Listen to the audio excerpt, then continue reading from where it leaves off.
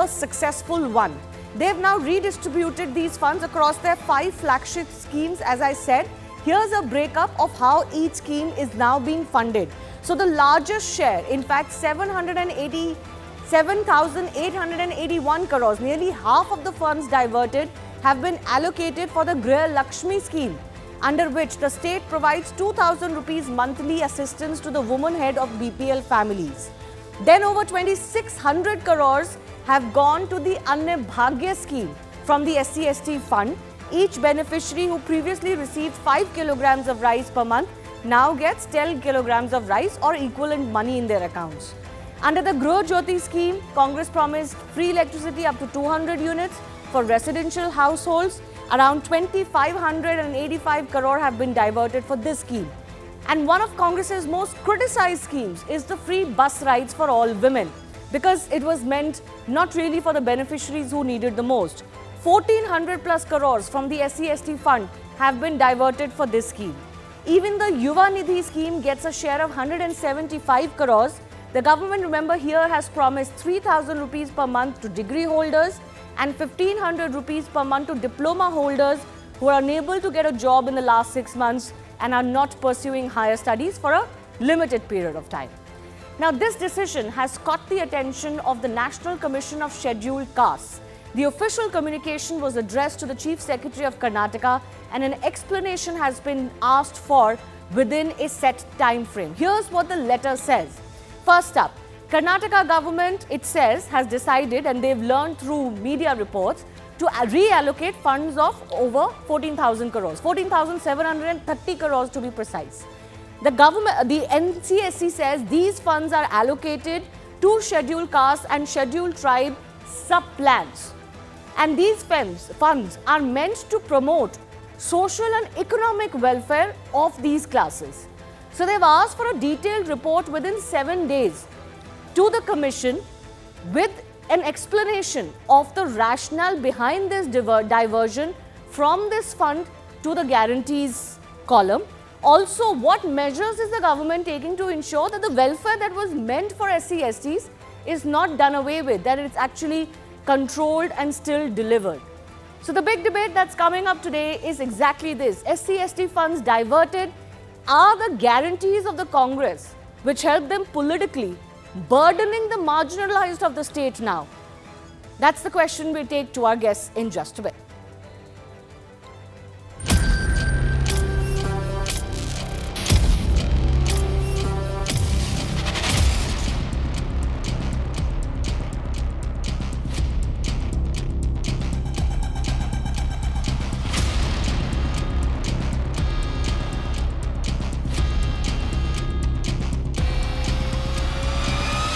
Who claims himself the champion of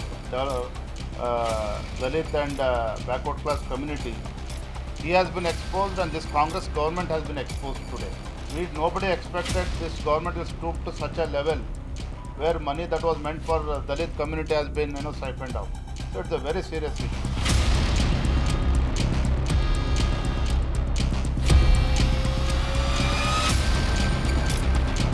We brought a law in this. First time Andhra Pradesh had brought it. Second time we have brought it. And we are giving to those same section of the society. What's wrong in it? There is nothing wrong in it.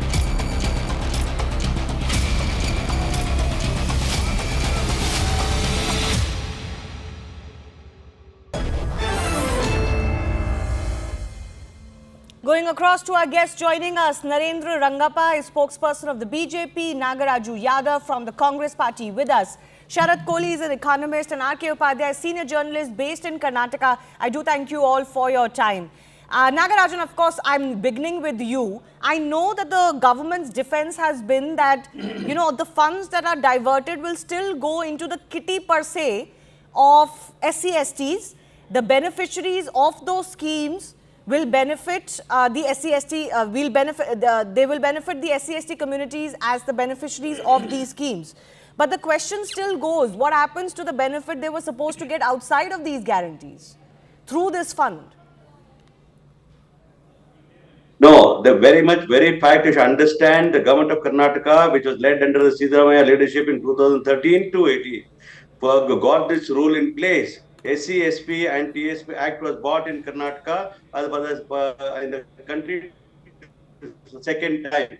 First was Andhra Pradesh, then it was Karnataka state. BJP, right away, I'll tell you, BJP is trying to do politics out of all this kind of activities. BJP has got no moral to talk about it because BJP states running in the country are not running programs at all. They are not the founders. I'm facing some difficulty with your audio, Mr. Yadav, but I still repeat my question. I understand that you feel that BJP is doing politics on it, but you have to do better than that to explain to the public at large, why are you diverting funds meant for the most marginalized in the state? No, They surely needed this fund, which is why this fund was started, as you take credit for it.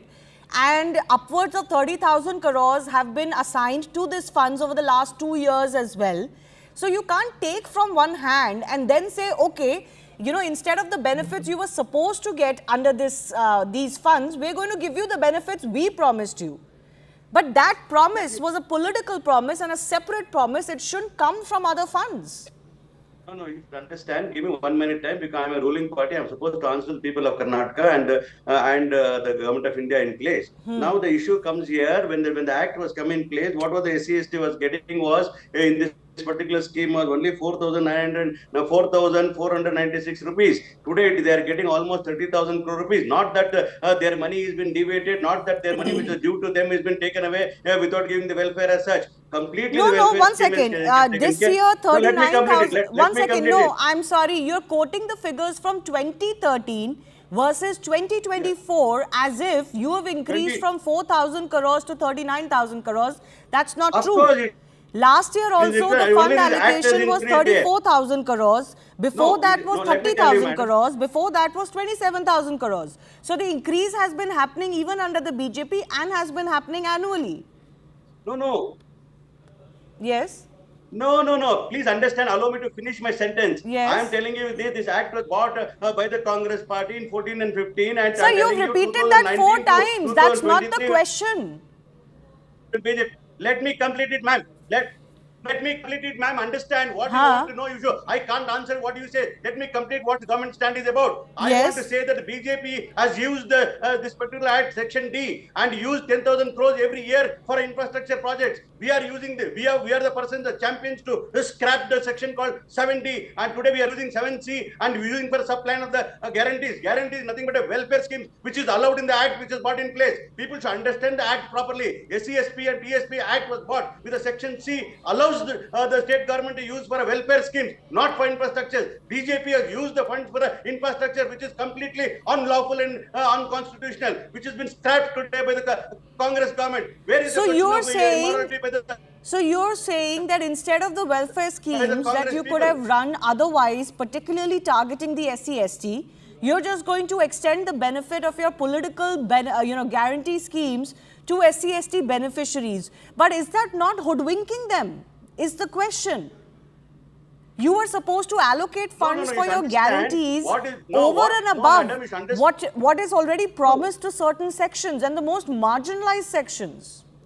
No, you understand what does the Act speaks about. Act speaks about 7D and 7C. What does the 7C tells about it? 7C demands 7C is very, very clear to say that for general social sector scheme included in a sub-plan scheme cost shall be allotted in the STP, SC/ST. That Act itself prescribes when it's a welfare scheme. When you're using it for a welfare, how does it become unconstitutional? It is definitely going to them only. The 14,000 crores. I don't think I have questioned it as unconstitutional at all. I have not questioned it as unconstitutional at all. Surely there will be provisions where you can use these funds. But I'm talking about the political optics, plus also the morality attached here, where you promise certain guarantees during election time, and then the funds that are meant for SC/ST communities, a whole host of other schemes could have been launched for them, particularly for them.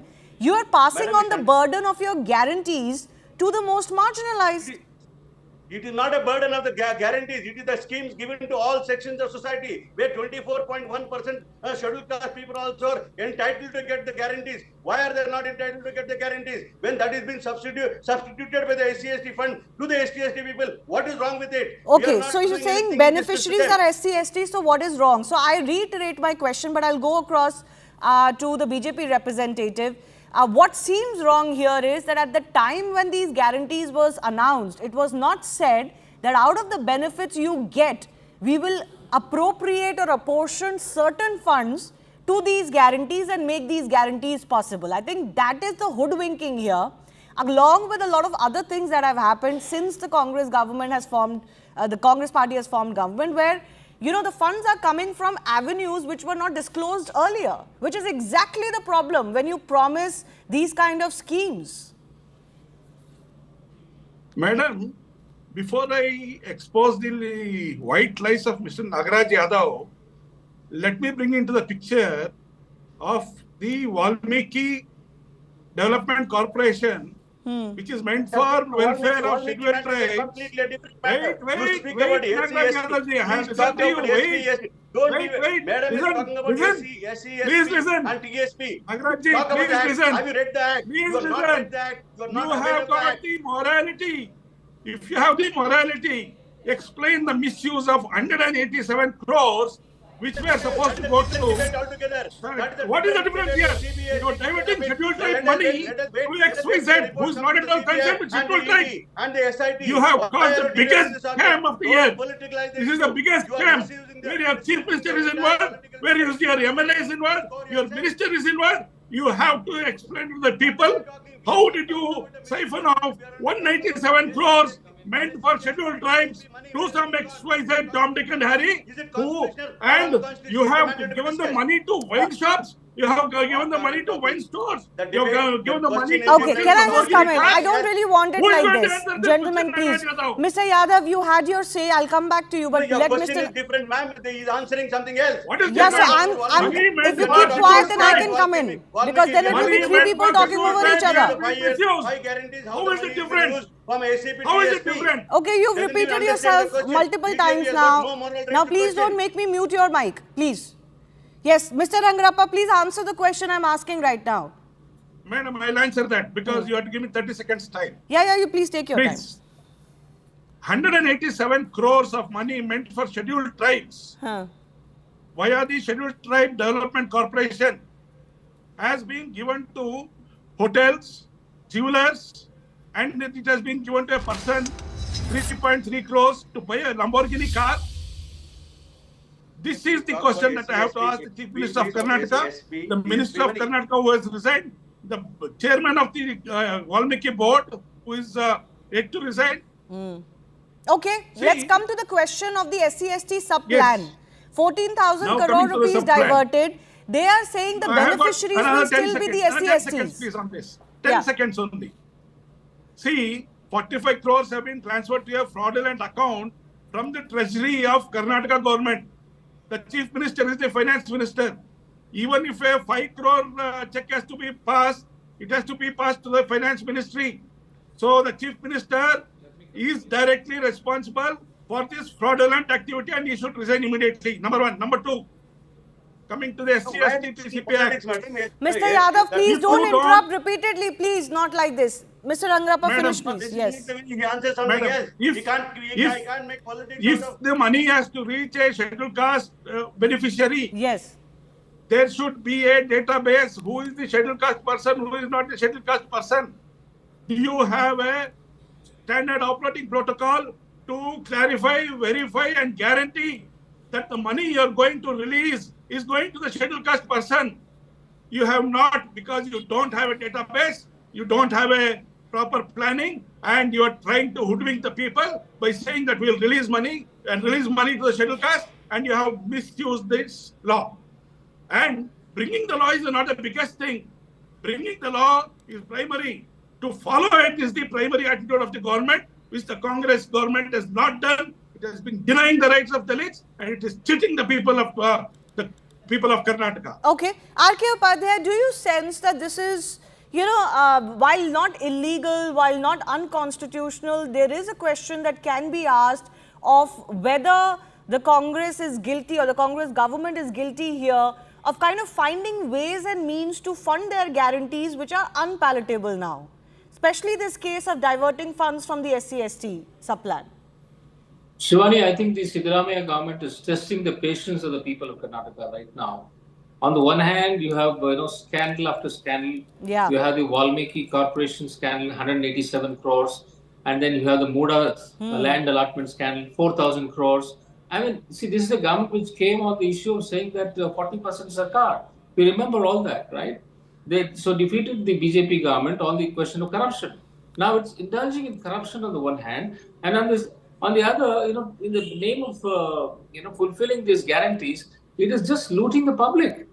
Look at the way they've gone about increasing the prices of milk, the diesel, petrol, property tax, everything under the sun, whatever they can touch on. Now this SC/ST corporation's money also, they did it last year also, and they're doing it again.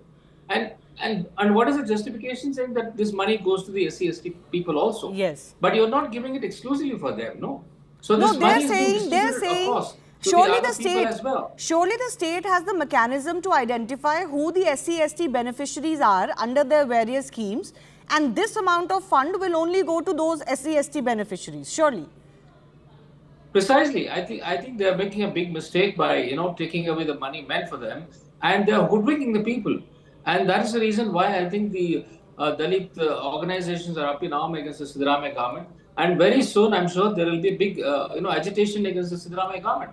Yes, in Siddaramaiah and Shivkumar is coming for scandal. It's a scandalous government now. I think it's high time that they set things right, because see, these guarantees are not worked. They know that during the Lok Sabha elections as well, it didn't work the way it worked in the assembly elections. So it is high time that they take a second look at this and then see that only the needy people get it. I don't know how they can sustain it year after year. Siddaramaiah goes to the Prime Minister and asks for the moon. I mean, what is the point in giving the funds if you're just going to spend like this? Now, no development is taking place. Even the Congress MLAs agree that no development is taking place in their constituencies, and they're fed up with this government. And you find that there's a lot of frustration within the Congress party as well. So I think Siddaramaiah, with all his wisdom at his command, he should call the legislature party meeting and then take a second look at all these guarantees. I mean, there is a need for recalling these guarantees to the extent that can be done. Sharath Kohli, it's not unheard of that governments kind of take from somewhere, give somewhere else, take from somewhere else. They do this budgeting, etc. But it definitely sounds a little bit weird and awry when you are funding what was a political guarantee, not an existing scheme, during an election, by taking away what was an existing fund. By only, your budget certainly has not increased. You certainly don't have money for both. Otherwise, you wouldn't have allocated it separately to begin with. And then to pretend like we're still doing the same amount or more than was done, it's not possible. It's not feasible. No, that's precisely. Thanks, Shivani, and I completely agree with that, because I think the ruling government is speaking about the overlap, that even if we are giving these 5 guarantees, the benefit is reaching the SC/ST. But the fact of the matter is there is an SC/ST law. By state law, it requires about 24%, 24.1% allocation, to be done for SC/ST exclusively. Now, what is missing here is, if the argument been given by the learned Congress spokesperson who was speaking just now, what is unclear, and I think that's where the answer lies. For example, if I take the Shakti Yojana, in Shakti Yojana, how many beneficiaries, when you're giving away 2,000 rupees, or Greh Lakshmi Yojana, how many of these are going to the Dalits, to the SC/ST? This is going across the board to all the beneficiaries in the state. Take, for example, Greh Jyoti.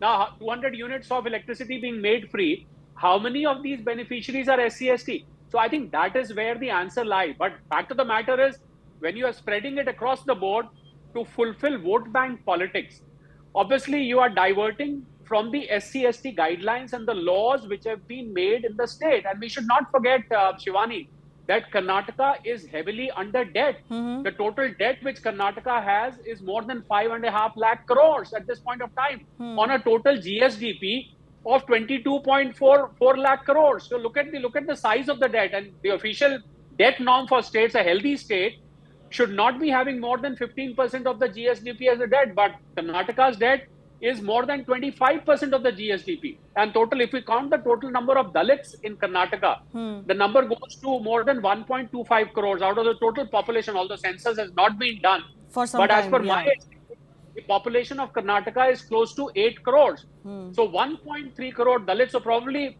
I think the Karnataka government find that now the Dalits count is not as much as the total population. Vote bank politics is over. You know, we are ruling and so on and so forth. So now it is the time they have to, if they don't fulfill the guarantee, they felt we are going to lose in future because people are going to be knocking at their doors. No, not just that. This was the state where the model first became very successful, and this is where the Congress has tried to replicate it elsewhere as well. So if it fails here, then the model fails nationally. Exactly, because this was, as you rightly said, this was their flagship model. Yeah. And they wanted to replicate to other states. So they felt that if we do not fulfill the guarantees by hook or by crook, I call it by hook or by crook, because you're violating the law which has been made for SC/ST and for poor things they are the last leg of the society. They are supposed to be benefiting, which is why the laws are made. So I think we need a policy, Shivani, and I'm making a very important statement. This is for CAG, first of all. I think CAG should be invited to audit, to distinguish and delineate the numbers from who are the non-SC/ST beneficiaries and who are the SC/ST beneficiaries.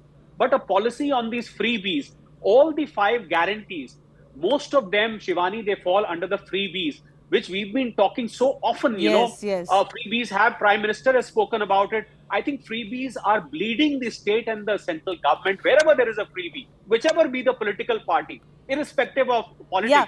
No, I think in this case, the question that we have been asking, and before the last elections, this question was the burning question. It went up to the Supreme Court. The Election Commission is on record. The Supreme Court is on record to say that something needs to be done.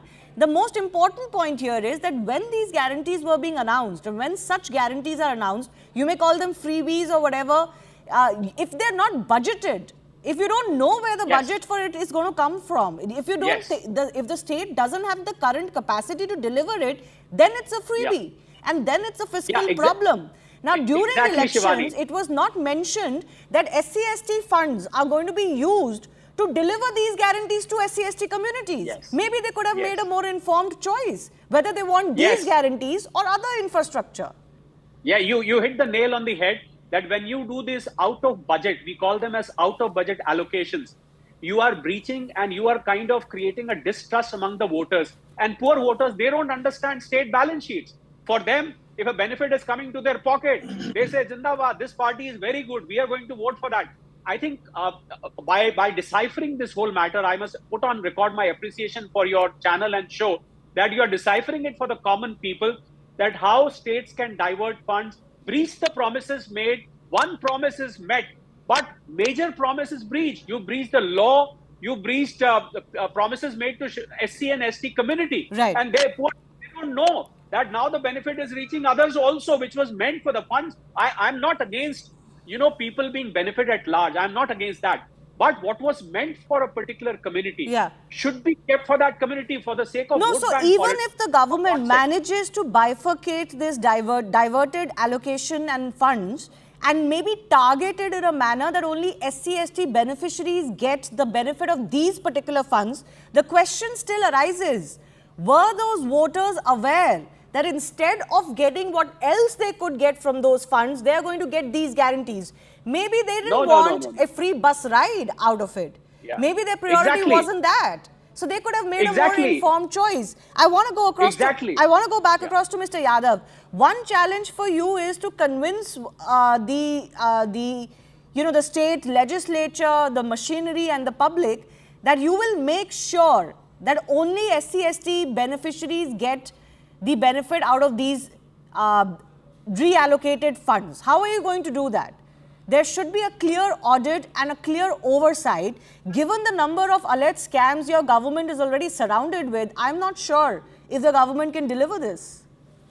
Okay, ma'am, now the economist was speaking about it. Definitely give me to 1 minute patient hearing. I want to tell you 56,000 crore rupees were allotted in the budget. It was budgeted amount. And Yes. total budget of Sidramaia's budget was 3,71,000 crore rupees the budget. 1,20,000 crores was earmarked for the development. Remaining were obligatory expenditures of salaries and other things was earmarked. Now we are talking about this. The Karnataka state has got such huge debt and all that we are talking. When Mr. Bommai and BSY came to power, it was only 2 lakhs and odd was the loans what Karnataka was facing. But today it's 5.5 lakhs. It is only within the span of 3.5 years, BJP made 3.5 lakh crore rupees debt today. That question has to be asked for the BJP. That's why they have no more rights. Second thing coming to the point of SC, SP and TSP money to be used for the scheduled caste people only, I definitely agree with it. No doubt about it. Now the matter comes here. For example, 30,000 crore rupees earmarked for SCP and TSP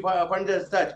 Now we have seen within 365 days how much money can be spent. The money is not spent. Last year 9,000 crores was not spent. What was it done? It is carried forward for the scheduled caste for next year. What I am trying to say is, but how will you ensure? Does the state have the capacity to ensure? And will a paper be presented to ensure a scrutiny be done that only SC/ST beneficiaries are getting this money? Shivani ji, your concern for the SC/ST people, deprived section is appreciable. I don't want to argue on that matter at all. Whatever is promised in the programs promised for the SC/STs in our budget and in our manifesto, we are keeping it up and we are meeting all their needs. The issue comes here when the guarantees are being given, guarantee the inclusion of all the sections of people. There, the 7C is entitled for us to use that kind of money for a section of people who are 24.1%. How to earmark this? A mechanism will be developed on this. Definitely will come into audit of it because we are supposed to. But you should have done that before. No. I'm not saying no. But one thing you should remember, the guarantee.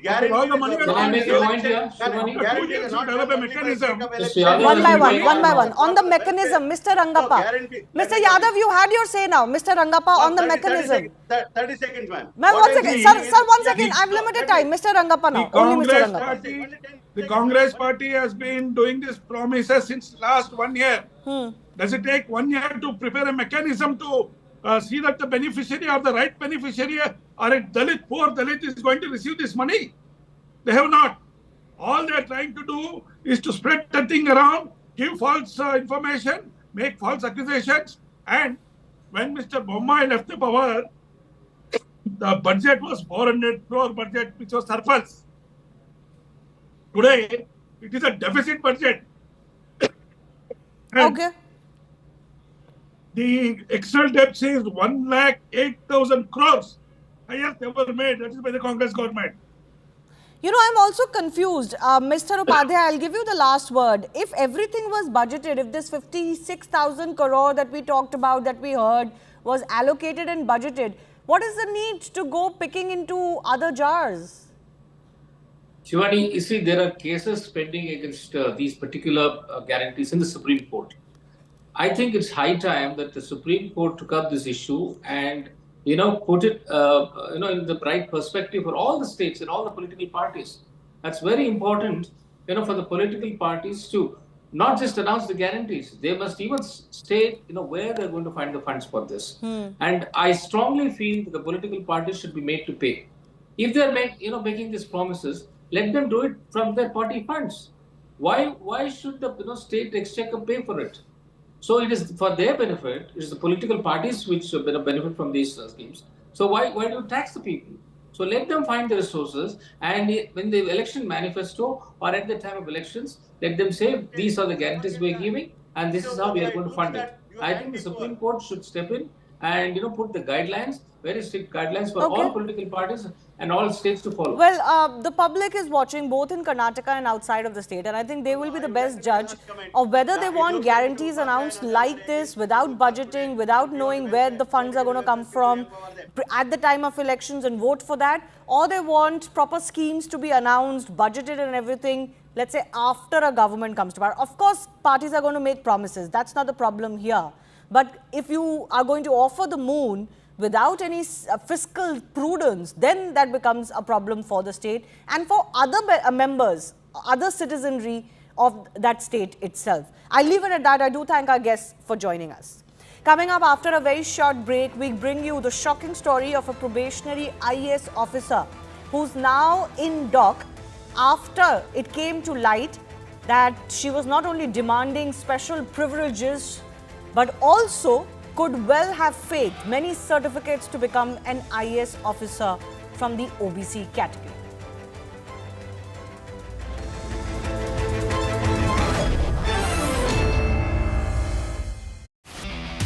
To camp any of our nominees in hotels, any of our members in hotels, any of our politicians, anywhere in Maharashtra. We're not really fearing any poaching bids, but the political situation, viewers, in Maharashtra has remained volatile since 2019 assembly elections, with the state seeing collapse of 2 governments so far, swearing in of 3 chief ministers. That's happened. In fact, it was a little over 2 years ago that the MLC elections saw cross-voting in the then ruling Mahavikas Aghadi government, which, remember, comprised of the Congress, undivided Shiv Sena and the NCP, and this in favor of the BJP. This was considered as the first step towards the collapse of the Uddhav Thackeray-led government, is why there are so many fears attached to the MLC elections this time around. But let me take in a word from Preeti, my colleague, joining us live with more details.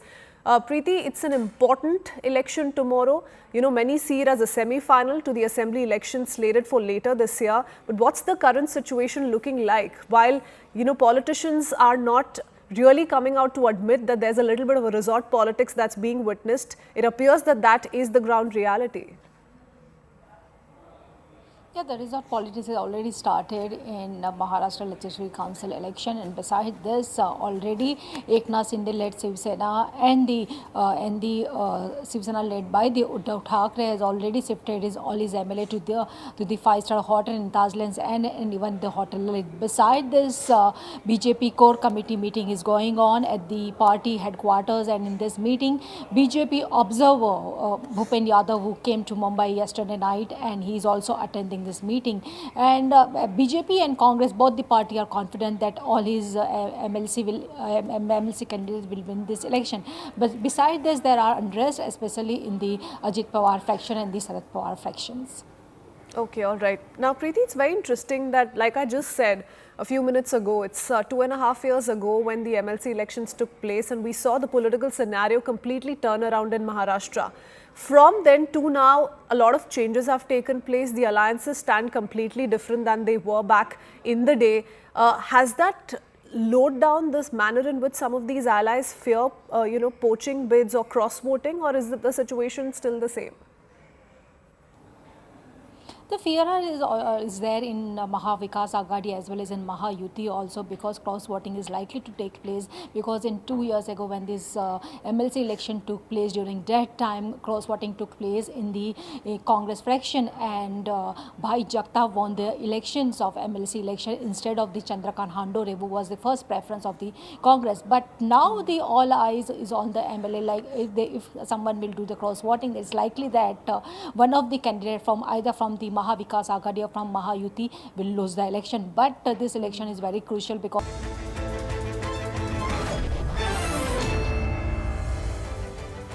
Welcome back. A young IAS officer from Maharashtra, once seen as a promising officer, has found herself in the spotlight for all the wrong reasons. An RTI query has blown the lid off potentially a massive scandal involving this lady Puja Khedkar. Not only does she face allegations of exceeding her authority, but also of forging documents to be eligible for the UPSC exam to begin with. These allegations have ensured that this probationary officer was transferred from Pune to Washim. Concerns of misuse of power were formally communicated to the state chief secretary by the Pune collector. But despite having grave allegations against her, Puja Khedkar assumed the role of assistant collector, and now questions are being asked if there has been sufficient action against her. Now, after joining as a probationary officer in Pune, Khedkar allegedly made several demands. Local authorities voiced concerns over these special privileges that she was asking for. This includes accusations that she improperly utilized her personal Audi car equipped with VIP registration. A vehicle marked Maharashtra government raised eyebrows about its legitimacy under official regulations.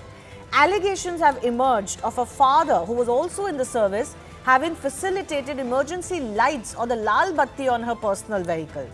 Puja Khedkar clinched the 841st rank in UPSC examinations, but it is alleged that she submitted fake certificates to clear her exams, including using the non-creamy layer in the OBC category.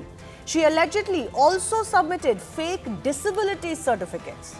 What has come under question is her OBC status particularly, despite being the daughter of a senior government official who has amassed large amounts of wealth.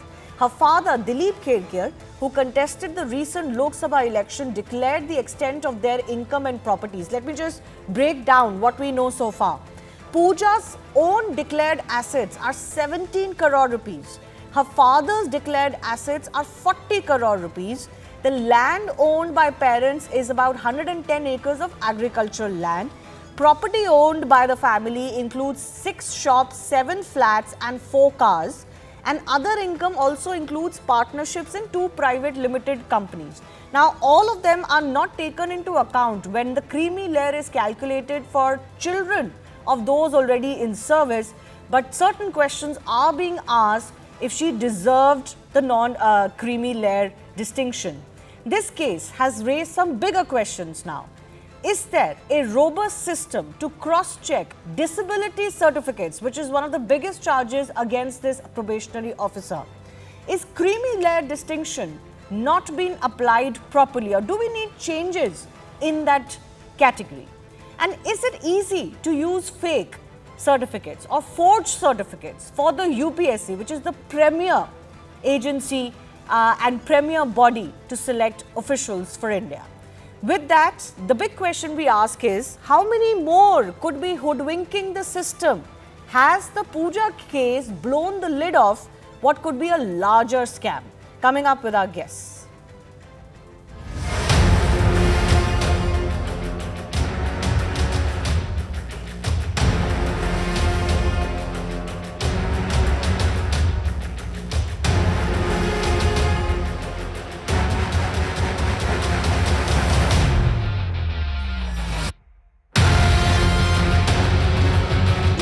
Officers का cabin मांगा जो कि trainee को नहीं मिलता है। उन्होंने खुद की ऑडी जाकर वहाँ लेकर गई। उन्होंने अपनी गाड़ी पर रेड बीकन लगाया, रेड लैंप लगाया। तहसीलदार ने साफ साफ लिखा कि उनके और उनके पिताजी ने मुझे ऑफिस में आकर धमकी दी। I'm not authorized to speak anything right now, so I cannot comment on this. Ma'am, आज अपन join करना है? So I'm very happy to join in Washim district, and I'm looking forward to working in it.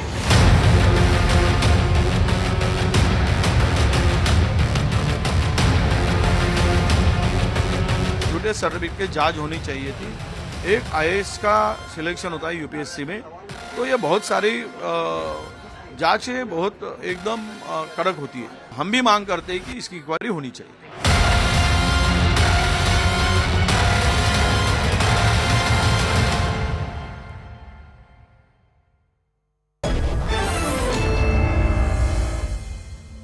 Let's go across to our guest joining us. Remember, this has become a big political storm in the case in the state as well. Krishna Hegde, spokesperson of the Shiv Sena Shinde faction. Pushparaj Deshpande from the Congress party joining us on the show. Satya Mule is an advocate. I'll also be joined with Yashovardhan Azad, who's a former IPS officer. I want to begin with Krishna Hegde. The case that has come to light is pretty shocking. And the allegation is that actually there's been a little bit of lethargy in the system to crack down on the alleged forgery and fakery.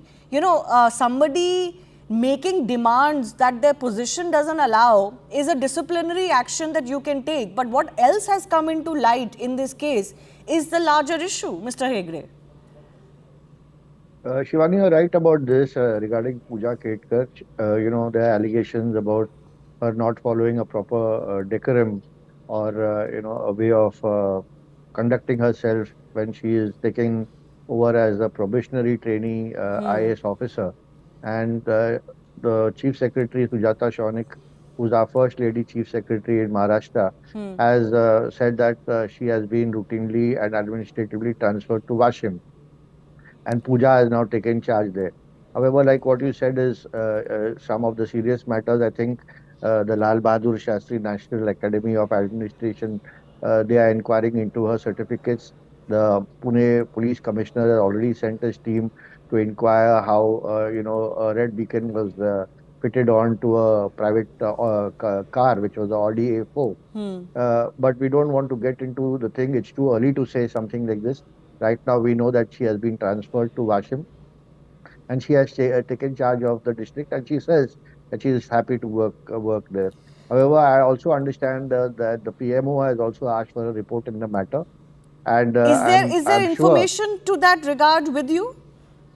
No, I read about it in one of the Yeah. press briefings, and that is what I have heard. I don't know whether it's true or not. But once the administrative services, they also ask for the report. If PMO is also asking for a report, or if anything comes out of it, then I think Pooja will have to face the music. But I'm sure that right now it's too early to say anything.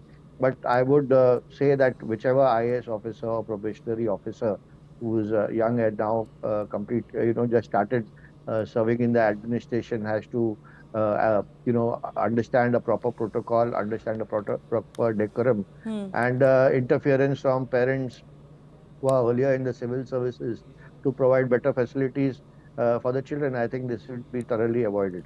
Yeah, the opposition has asked for a thorough inquiry. That seems to be in place, Mr. Deshpande. What does the Congress or the opposition's demand at this stage?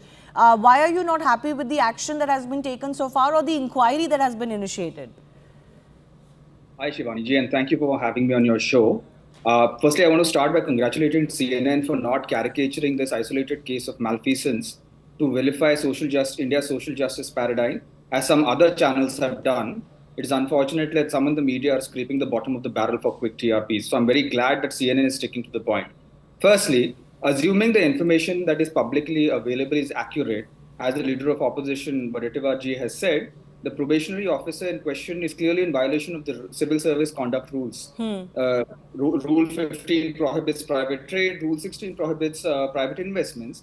There are other rules regarding personal conduct and civil service examination rules with regard to verification of the documents that this officer may have violated and hence should be punished accordingly. That's a larger structural issue that the bureaucracy will take care of in the due course of this thing.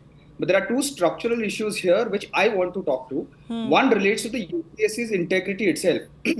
Now, firstly, the UPSC has failed in cross-checking her disability certificate when she first cleared the Sports Authority of India.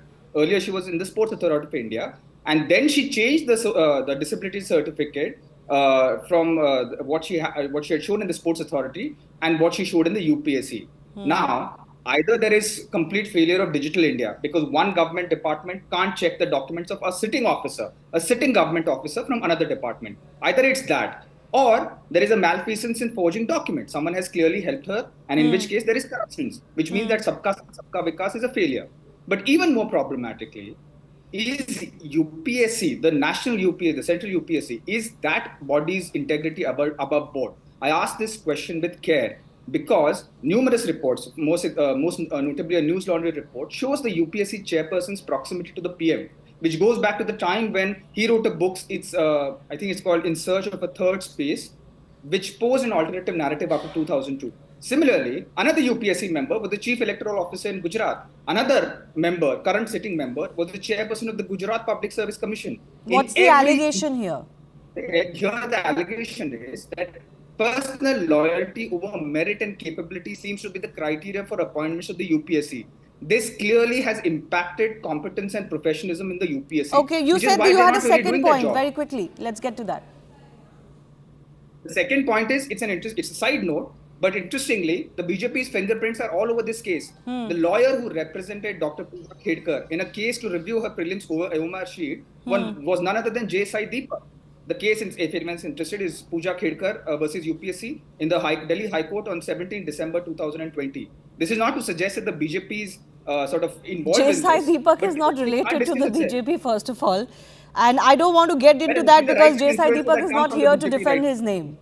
No, I understand that. And I don't think lawyers and clients association works like that. You can't taint the lawyer by association. I'm not saying that. I'm just saying that the BJP can't distance itself from this case. That's the limited point I'm trying to make. No, not on the basis of just the link that you've drawn. I don't think that's sufficient to draw the BJP link. But I'll give Mr. Hegde 30 seconds to respond to the charge that he's otherwise making, that clearly not all is well as far as the premier agency in India to select public officials is concerned. So Shivani, there are some brilliant officers all around the country. To put everyone in the same basket, I think is very extremely unfair by the Congress person. And he was running round and round the bush. I don't know what he was saying. He was speaking about digital India, Sabka Saath, Sabka Vikas. We are talking here about Puja Khedkar specifically. I think we should talk about her. So I think let's stick to this. Let us see whether there have been any malpractices. We are not the people to decide here. There are agencies who are deciding it. The report will be taken, and after that we can verify whatever she has done or not. We cannot go on mere allegations put by somebody. Okay. However, those allegations will have to be checked and verified, and then action can be taken. So I want to go across to Satyam Mule also, because from what we know, if you are the child of someone who's already a government official, then the 8 lakh income bracket as the creamy layer exclusion doesn't apply to you. What applies to you is the rank of your parent in public service. What do you make of this case, Mr. Mule, where she is being accused of forging documents, or somewhere something has gone wrong in assigning her the non-creamy layer distinction, despite the wealth that her father has amassed, or even she seems to have, according to the documents that have come to public light and via an RTI. What do you make of that? Is it based on her wealth, her parents' wealth, or as the rules say, the parents' rank in the government service? Well, definitely what we have to scrutinize here is that she has applied to non-creamy layer. So that's a big question mark as to how does she fit herself into a non-creamy layer, that too under OBC category. No doubt, apart from this particular subject, there are other subjects about her medical fitness certificate. If she's claiming that she's visually impaired, and she's also sneaked her way through that particular category. Now, having said this, I want to move a little bit forward. If there are so many allegations and if there are so many question marks, just by way of transfer, the issue doesn't get settled. Yes, there will be inquiry by UPSC, but here, the All India Services Rule of 1969, Chapter 2, empowers the state government to take disciplinary or initiate disciplinary action against any IAS officers. Here in this case, it's a probationer. And that probationary officer has to, first of all, keep in mind that she is projecting image about the entire public service or public servants in the minds of the people.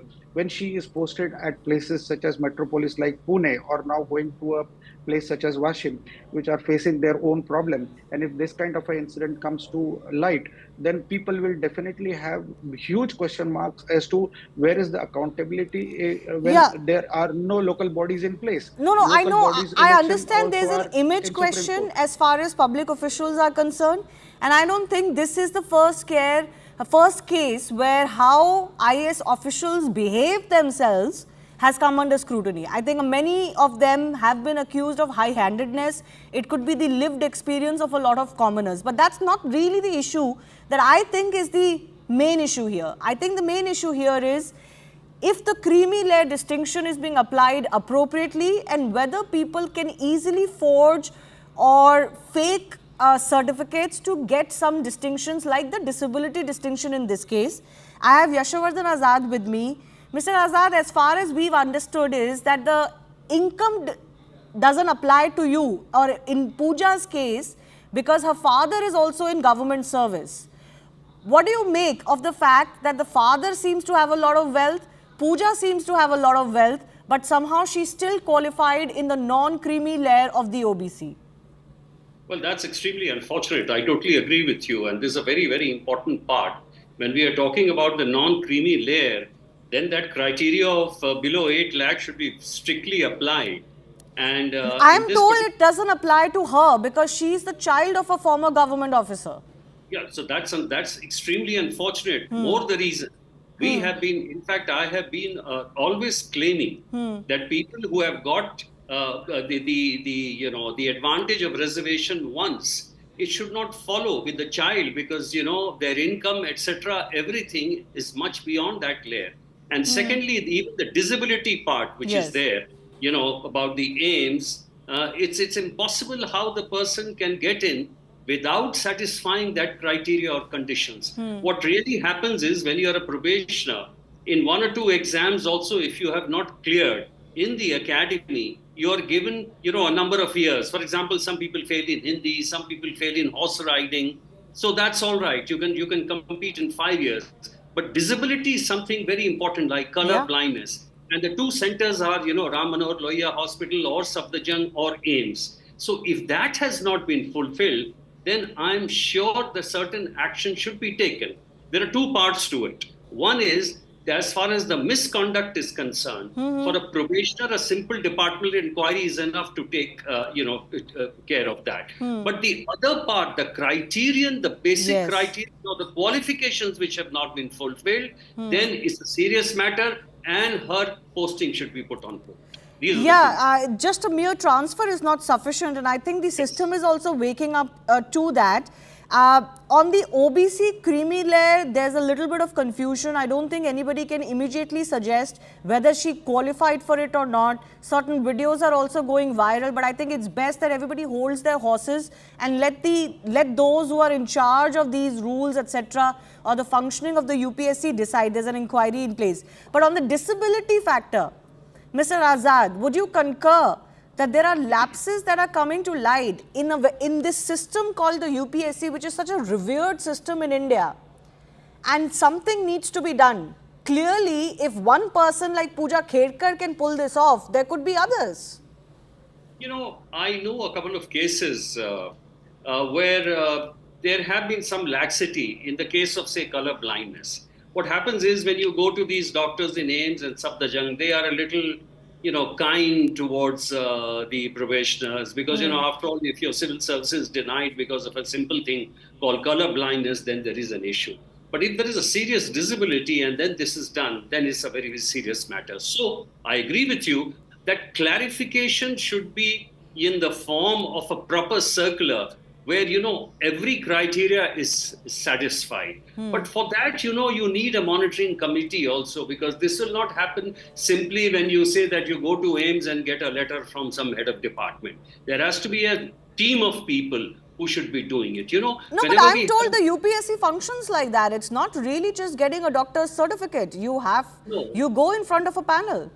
No, that's exactly the point what I'm saying. Yeah. The issue is that you have to get it examined by the AIMS. Now, if you go to the AIMS and there's a main lead doctor who sees you, and there'll be perhaps a panel of one or two who are there, but gradually, naturally it will go by the head of the department. What I'm saying, there has to be an external monitoring committee. So there is a possibility of corruption in the system, you're saying?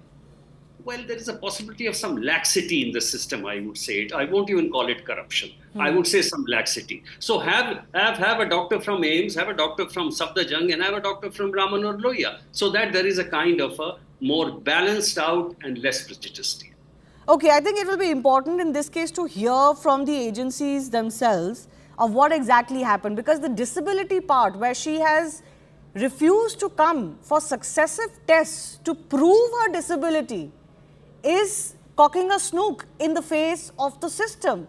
And how long can somebody be allowed a rope like that without any action, and you can actually get into probationary service and then start throwing your weight around? And actually her transfer happened because she started throwing her weight around, allegedly. It didn't happen because of these lapses that have now come to light. So the question that goes is how many more people could be doing this? Mr. Mule, final word to you as well. Is this the tip of the iceberg? Does something need to be done to kind of survey the system of, where the lapses are taking place? Well, I don't want to cast serious questions on the entire UPSC and the system, but definitely there have been some bad apples that have been coming across. We have seen in March 2020, an IAS officer had breached certain rules related with quarantine and the COVID pandemic when he traveled, breaking the rules, and he was suspended. So what I want to definitely say that, keeping aside the question of disability and non-creamy layer, I think a detailed inquiry is required, definitely. And apart from that, as a matter of disciplinary actions, we don't want to conclude, it's too early to conclude that this is the tip of the iceberg, but to restore the confidence in the minds of the public, we definitely want to see to it that she is kept on hold and not given a different post into Washim, and she has to be kept on hold. Yeah, Definitely. certainly you can't be serving while serious allegations are against you. Police, by the way, landed up at her doorstep today to, check these cars which are violating the official norms and rules. We'll wait and see what happens as far as this case is concerned. I do thank all of our guests for joining us. Time for a very short break, but on the other side, Rahul Shivshankar joins you with the hard facts.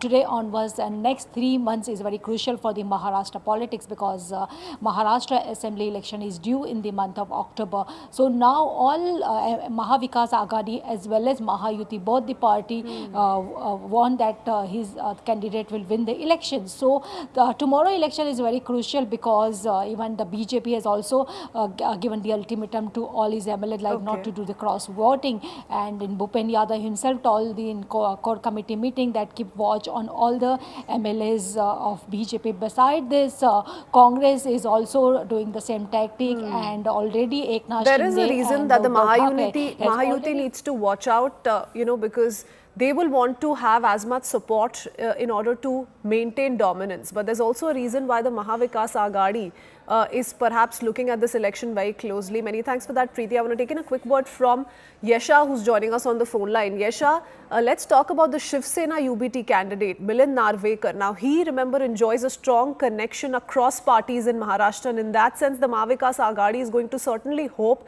that this kind of an equation that he enjoys across the political spectrum turns out to be advantage MVA. What are we learning on that front? What are the kind of back channel talks underway?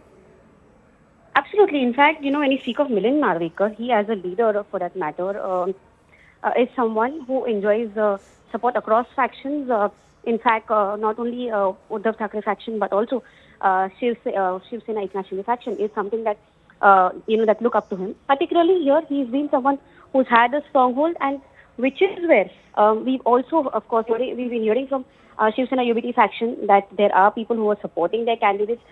This could, in fact, really mean that Milind Narvekar, who's a strong candidate, would be the one whom even Eknath Shinde's leaders are supporting. So here, of course, strong chances for Milind Narvekar. Also, what happens here is that we've seen the performance by the Mahavikas Aghadi has been clearly something that has been strong, particularly when it comes to the Lok Sabha election results.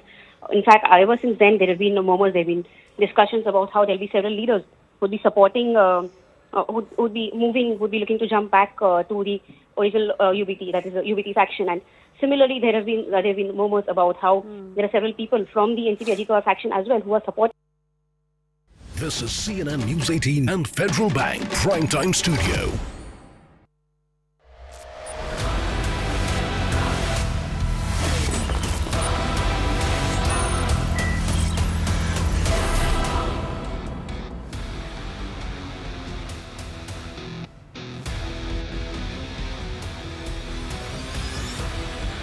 Viewers, you're watching the Hard Facts brought to you from the CNN News 18 Federal Bank Primetime Studio. Viewers, as you know on this show, we always look at some of the toughest issues that face the nation. I don't run away, viewers, from matters that could very easily turn controversial. This is because, viewers, this